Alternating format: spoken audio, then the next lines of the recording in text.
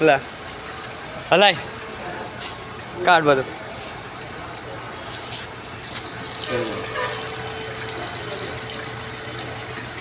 કે હવામાં રહે આ પાઇપ છે ને બીજું ડીઝલ લાઈન ના ડીઝલ ક્લીન થયું ને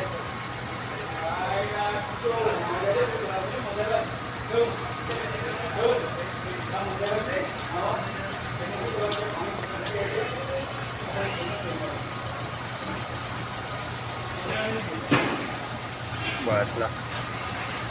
બસ બસ આવી ગયો હલાય ને બસ